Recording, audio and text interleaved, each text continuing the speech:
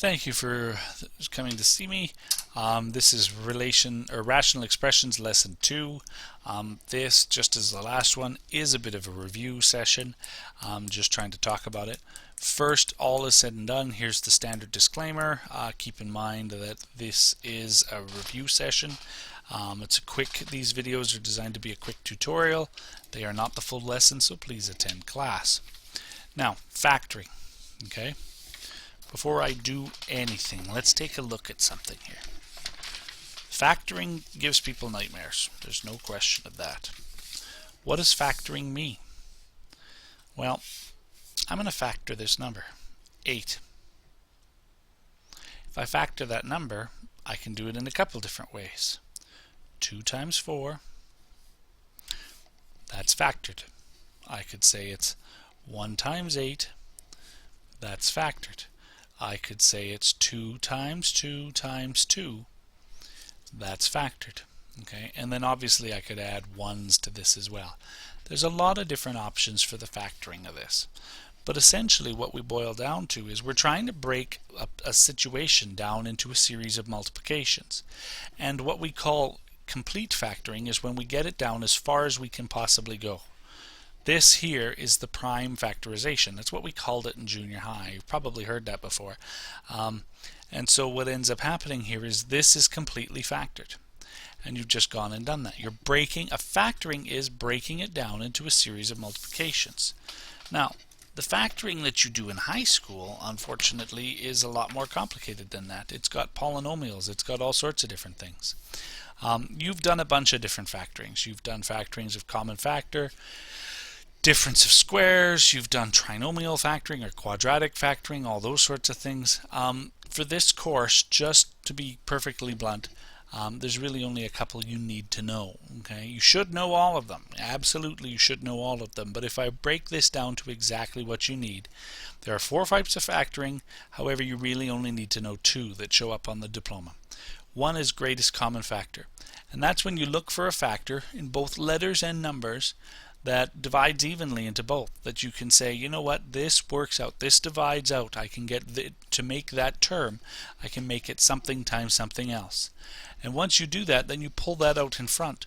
So for example, if I look at an example here, 35a plus 10a squared, what can I divide both top and bottom by? Well, first off, I look at the numbers, 35 and 10. What can I divide both 35 and 10 by?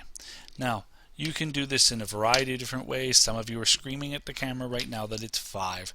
Okay? You can break them down into factors. If I take 35 and I break 35 down, it's going to be 5 times 7, and really, other than 1 and 35, that's it. That's its full factorization. If I look at 10, I can make it 2 times 5, okay, and that's its full factorization. I can divide both top and bottom by 5. That's the greatest common factor of each of these. So I'm going to factor out a 5 for the number. Along with that, then I look at the variables. Now here is a, or a to the power of 1. You can't see that one. It's invisible, but it's there. So there's a single a here. There's a squared, 2 a's here. What's the largest number of a's in each term? There's 1 here and 2 here. The largest number of a's in both terms is 1. There's an a here, and I can pull it out. But there's no a's left after I do that. Here there's 2. I know there's 2. I can pull one out. I could pull a second one out of it if I wanted to. But since I can't pull a second one out of this guy, I don't want to pull it out of here either. So 5a is my common factor. Then what I'm going to do is I'm going to put the brackets. 35 divided by 5 is 7. There was 1a, I pulled one out, so there's none left. The plus goes in next. 10 divided by 5 is 2. There was 2 a's, I pulled one out, so there's 1 left. Could be a to the power of 1. You don't need to write the 1. There you go, that is factored. This is greatest common factor. And the only thing is it just gets more and more and more complicated, okay? I can give you one that looks like this, e.g. 5x cubed minus 15x squared.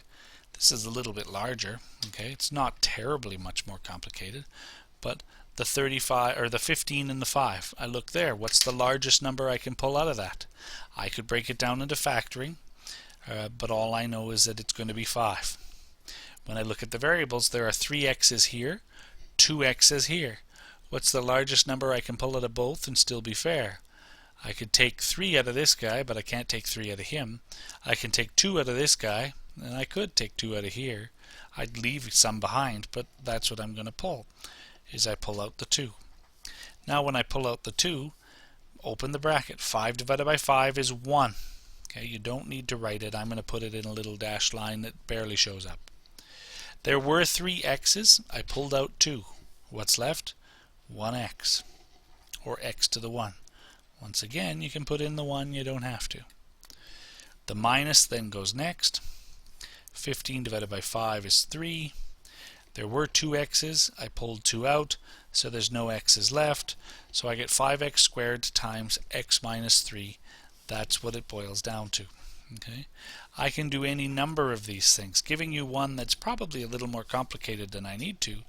Negative 28x squared y cubed minus 35 x cubed y squared.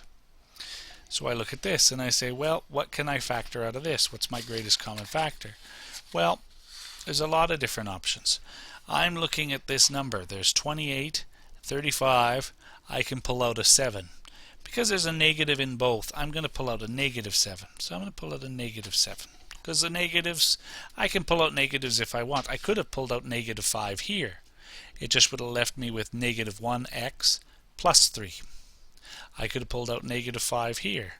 That would have left me with negative 7 minus 2a. Okay, so I can do that. So I've got negative 7 I'm going to pull out. Now looking at the x's. 2x is here, 3x is here. The largest number I can pull out and still be fair is 2, so I'm going to pull out 2 x's. Now I look at the y's. 3 y's here, 2 y's here. The largest number of y's I can pull out and still be fair is 2 y's. Once I've got that done, pull it out. Negative 28 divided by negative 7. Negative 28 divided by negative 7 is positive 4. I didn't write the positive. There were 2 x's. I pulled 2 out, so there's no x's left. There were 3 y's. I pulled 2 out, so there's 1 left. Now, it would be a minus. Okay, so I'd have minus, and I'm going to put that in for a second, minus. Now I have 35 divided by negative 7. 35 divided by negative 7 would be negative 5. So I'd end up with minus a negative 5. Now those you know, minus a minus, okay, that ends up being a plus. So that's what I'm going to have after all was said and done. Okay. Now I've got 3 x's. I pulled out 2, so there's 1 left. There were 2 y's. I pulled out 2, so there's none left. So I'm done, except for I'm going to rewrite this because of this weird positive stuff. So negative 7x squared y squared, open bracket, 4y plus 5x. And that is the fully factored form of this. Okay, greatest common factor. I can give you ones that have binomials as common factors, and in fact we've done that back in 10 common. Okay, so example e.g. I look at 3x times x plus 2 plus 7 times x plus 2. Okay, and I look here with the numbers 3, 7. The only thing I can divide each by is 1, so I'm going to pull out a 1. There's an x here, there's no x's here, so I can't pull out any x's, but then there's an x plus 2. Now I'm saying it deliberately fast because when it's in brackets like that, x plus 2 is a unit, it doesn't get separated. So there's an x plus 2. And because there's an x plus 2, I'm going to pull out the x plus 2. Okay, there's 1 here, 1 there. I can pull 1 out of each. Now I'm going to open my bracket. 3 divided by 1 is 3. There was 1 x. I didn't pull any out, so there's still an x. There was an x plus 2 here. I pulled 1 x plus 2 out, so there's no x plus 2 here. Then the plus. 7 divided by 1 is 7. There was an x plus 2. I pulled out an x plus 2, so they're gone. So I end up with that. Do I need to write the 1? No, I don't. This, though, is the factored form, whether or not you've written a 1. That's how we do the factoring. Now, sometimes you have more than one term, okay? Sometimes you have 3 terms, 4 terms, etc., but you can still do this. Okay, if I give you something like 9x cubed plus 7x squared plus 18x, okay, I'm looking for numbers that I can divide everything by. So 9, 7, and 18. There are no common factors. I can't divide these two by 2 because they're odd, so the 18's out. I can't divide both of them by 3. I can divide 9 by 3, but not the 7. 4 is out in both cases, 5 is out in both cases, 6 is out in both cases, 7, I can divide that one by 7, but not this one. 8 is out in both cases, 9, I can divide this one by 9, but not that one. This one could also be by 9, but I'm stuck with one that I can't do.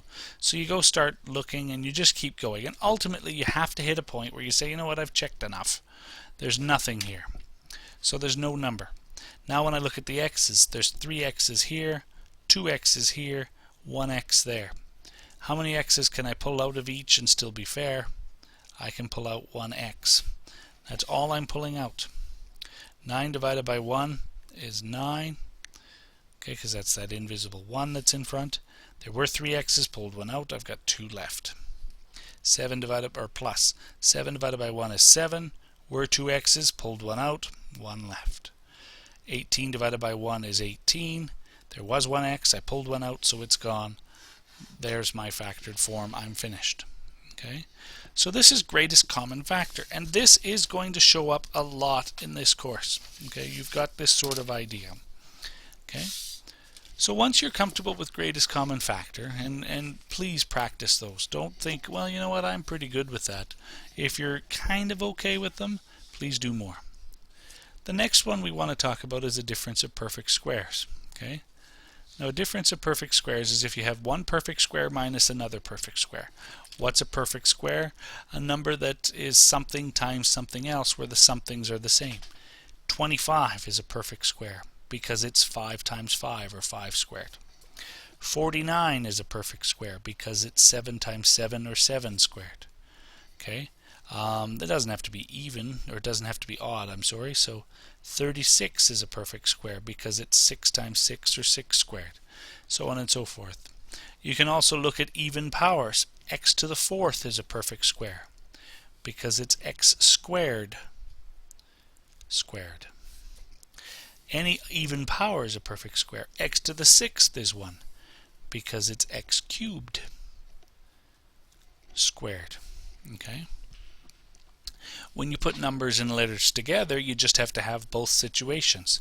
So an example like 49x squared is a perfect square because it's bracket 7x, close bracket, all squared. The 7 for the 49, the x for the x squared, and so on and so forth.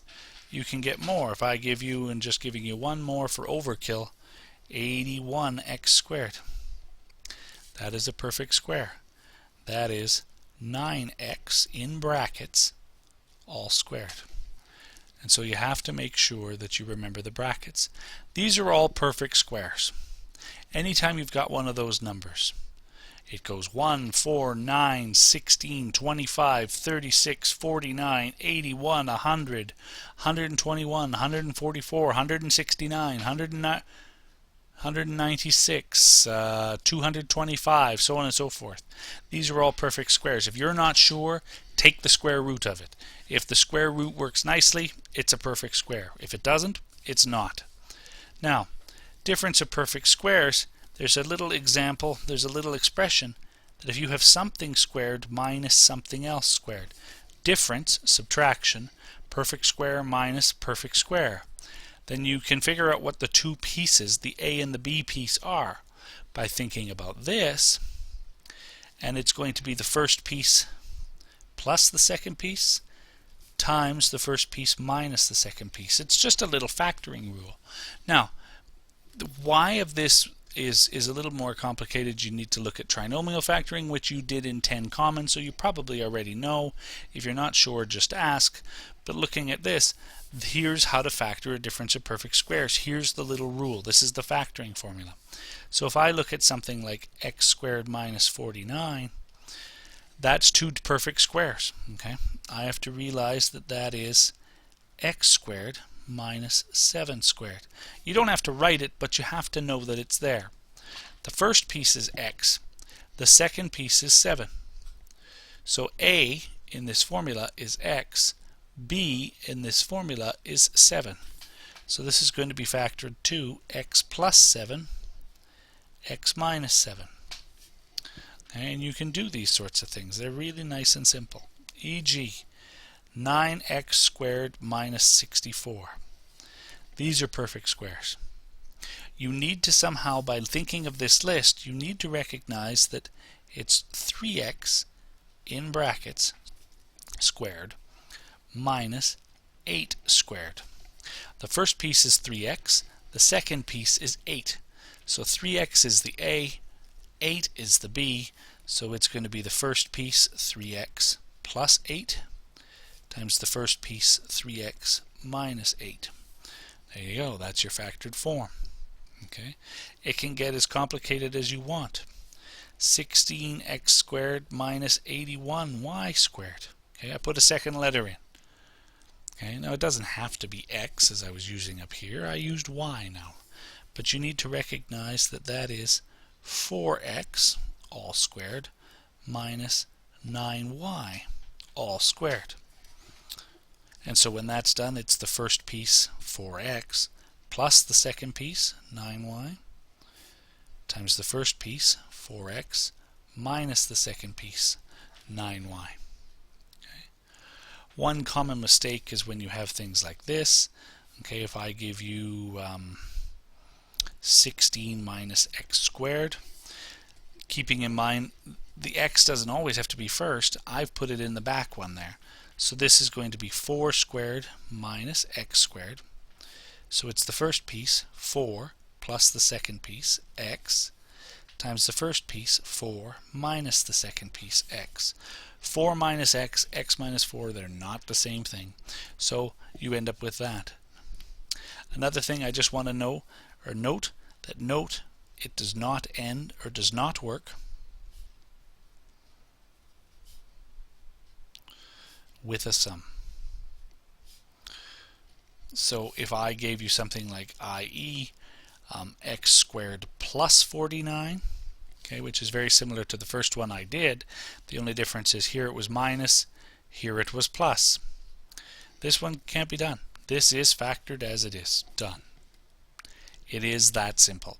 There is nothing that can be done. It's not that I don't know it.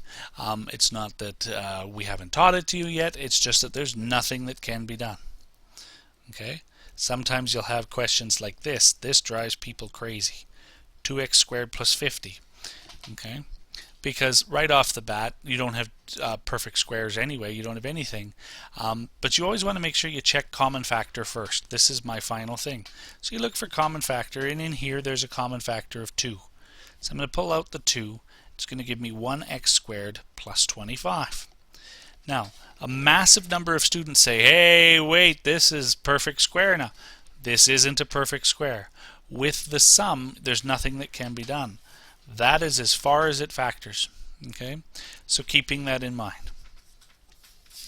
Now going along with some other things, some others that you need to know or may need to know, difference of perfect cubes. Okay, we tend to do these in AP, difference of perfect cubes. So if you have something cubed minus something else cubed, that is going to be the first piece minus the second piece times the first piece squared plus the two pieces multiplied plus the second piece squared. That's what it ends up being. Okay. Now perfect cube is just if you take a cube root. So for example, I'm just going to give you 8 because 8 is 2 cubed, or 2 times 2 times 2. 27 is a perfect cube. It's 3 times 3 times 3. 64 is a perfect cube. It is 4 times 4 times 4. X cubed obviously is a perfect cubed. X to the 6 is a perfect cubed. It's not always the even ones, because it's x squared cubed. Okay, and so on and so forth. Then x to the 9th, and so on and so forth. So if I gave you something like x cubed minus 27, you need to recognize that that is x cubed minus 3 cubed. Now, you're probably not going to see this in Math 30-2, but nonetheless, just to make sure you understand it. So then going through using the formula, it's the first piece, x, minus the second piece, 3, times the first piece squared, so x squared, plus the two pieces multiplied, 3 times x, or x times 3. X times 3 is 3x, plus the second piece squared. The second piece is 3. 3 squared is 9. And there you go. That's factored. Now, you may be able to factor it further, but for this course, we'd never have to worry about that. The sum of perfect cubes is very similar. If I have a cubed plus b cubed, that is the first piece plus the second piece, times the first piece squared, minus the two pieces multiplied together, plus the last, or the second piece squared.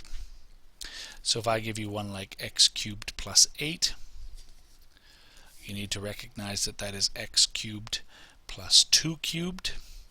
And you can do the sum for cubes, not for squares, but for cubes. So the first piece is x, the second piece is 2, so it's going to be first piece x plus the second piece 2 times the first piece x squared minus the two pieces multiplied, 2 times x, or x times 2, 2x, plus the second piece squared.